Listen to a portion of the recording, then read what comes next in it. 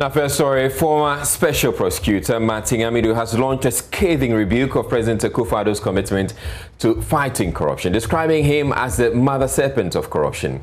In his latest response to the presidency's reply to the issues he raised in his resignation letter, Mr. Amidu virtually rubbished any claims by the president to fight corruption.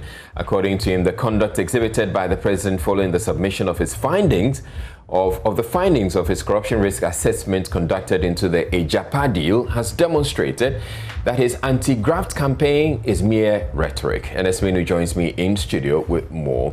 Now, Ernest, it appears Martin Amidu actually took off the gloves for this particular episode. Absolutely. What more is in there? So he didn't hesitate at all to put out the fact as he thought it should be. So this is a letter dated the 26th of November 2020. That's yesterday.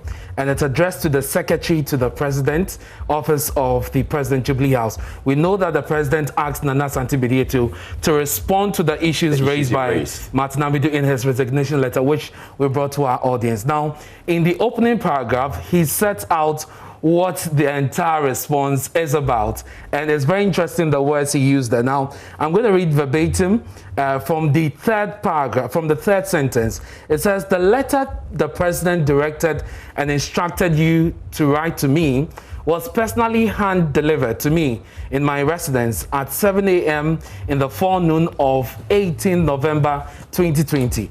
A number of introductory, 1, falsehoods, 2, public deceptions, and spinning propaganda are manifest from the president's letter to me personally, which need to be debunked as preliminary matters." And so for him, the entire letter he's written is to address these issues: falsehood, public deception, spinning propaganda, which are manifest in the letter. And in fact, when you go further, you realize that he says there was an attempt to assassinate his character. Very strong words he used in this particular letter to the president. Now, I'll start from point number 2, paragraph 2. Martin Amidu says, "The president on the 7th of January 2017 took the presidential oath in which he pledged inter alia that I will at all times preserve, protect, and defend the Constitution of the Republic of Ghana, and that I dedicate myself to the service and well-being of the people of the Republic of Ghana to do right to all manner of persons. This is why the President's directive and instruction to me, which he knows have the tendency to push me under the bus by his doing wrong to my person as a citizen of Ghana for performing my professional duties in the United Kingdom, Jersey Incorporated, Ejapa Royalties Contract Transaction Anti-Corruption Assessment Report, reinforces the divine revelation that he took the presidential oath while looking like the innocent flower of anti-corruption, but being the mother serpent of corruption under it." This is a direct attack on the president and on his claim of fighting corruption, which is what actually the president campaigned on ahead of the 2016 election. So Martin Amidu says the Ejapa deal revealed all of that to him.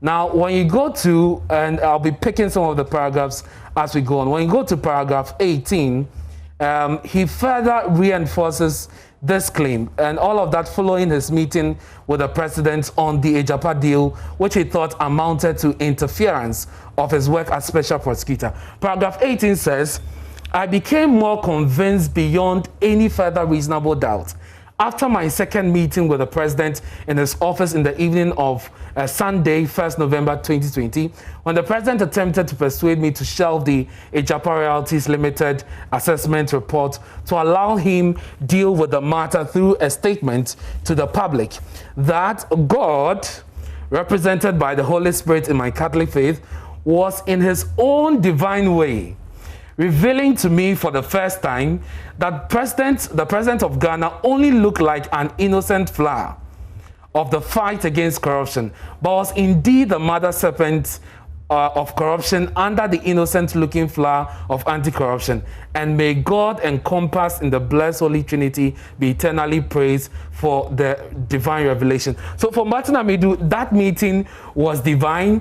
and actually was what gave him the conviction that he should walk out of the office, because I'll read to you a paragraph where he says that he got several warnings and several indications that this is not a man he should be working with, and that the president actually does not mean his words as far as anti-corruption is concerned. And I'll read that verbatim to you. It's very interesting how the special prosecutor puts it. So we'll go to paragraph 19 from there.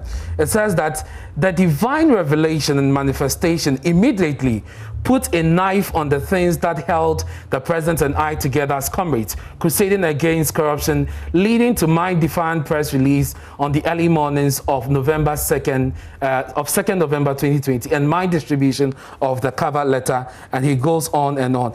The other paragraph I would like to bring to your attention is paragraph 22. Now, Martin Amidu in paragraph 22 says, I wonder whether you wrote paragraphs 4, 5, 6, and 7. And this referring to the statement, the response from the presidency. Exactly, of the letter and the reference also under the directives of the president. I shudder to think that you, as Secretary of the President of the Republic, will be conveying the directives of the President to the public and international community, that the President of Ghana does not know that in exercising the President's function as Chairman of the National Security Council and Commander-in-Chief, every head of a security and intelligence agency has an obligation to brief him on matters that may have national security consequences on him. Now, Israel, this particular paragraph is responding to Martin Amidu's claim of holding on to the Airbus scandal, the investigation of the Airbus scandal, because we're approaching an election. Exactly, and it had security implications. And he thought that the response provided by Nana Asante Bidetio was not right, and because the president, as the chairman of the national security, ought to know some of these things. He reveals later in the other paragraphs that he actually took the decision not to continue with this investigation together with the president.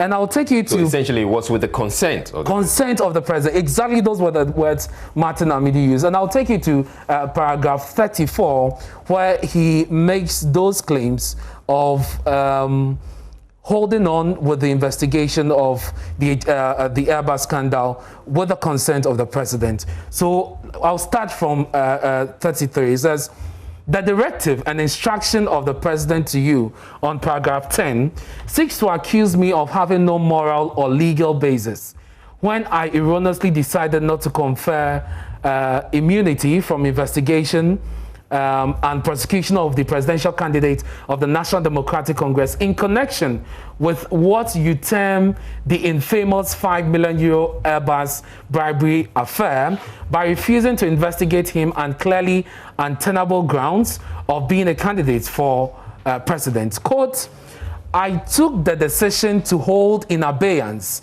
the investigation of former President John Dramani Mahama with the knowledge and consent of the president as the chairman of the National Security Council on purely national security grounds and not politics. And so Martin Amidu is saying that the president is aware that I decided not to go ahead with this because of all the consequences. Yeah. And so for you to actually respond in the way you did, it gives me the indication that you are not actually familiar. And he attacks the person of Nana Asante Bidetio. Now, you know that there have been a lot of commentary on this as well. The next day, the weekend after the president responded, we had Dr. Henry Prempe on Newsfile actually expresses disappointment with Martin Amidu for walking out because he thought it was a fine opportunity for him to fight corruption, and that the alleged interference was not enough grounds for Martin Amidu to continue, to exit the office. So what, he responds to this? He responds to that. And he says,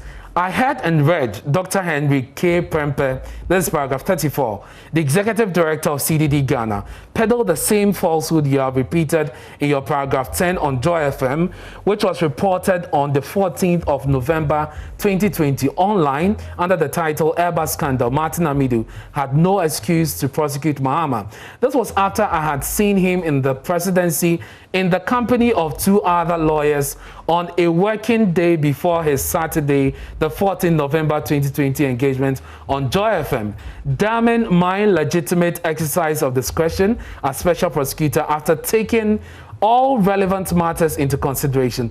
Dr. Henry K. Prempeh knows that I know he is a friend to the president, and I know him, and I told him so in 2 meetings that the CDD held with me in my former office to use the influence to assist the office.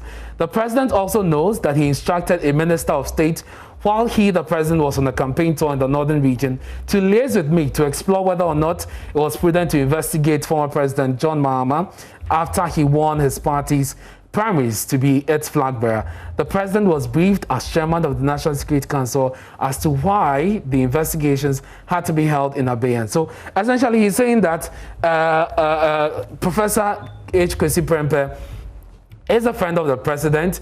He is sort of questioning his judgment on, or his commentary on the decision he, Martin Amidu, took, because he knows that he has some contact to the president, and actually saw him in the office of the president with 2 other lawyers the week before this conversation on Newsfile. Now, there's a whole lot more in this epistle released by Martin Amidu, but before you go, I want you to go to the paragraph 32, where he makes reference to some Ghanaian Kibaki and his gang. So you just read. Yeah, so paragraph 32, and that's also a very interesting paragraph. Reflecting with hindsight after being relieved of the pressure of office, I now realized and agree with those compatriots who had fought along and have better knowledge of the president over the years that the president's directive to the Ministry of Finance was just a repetition of his modus operandi in the innocent-looking flower fighting corruption,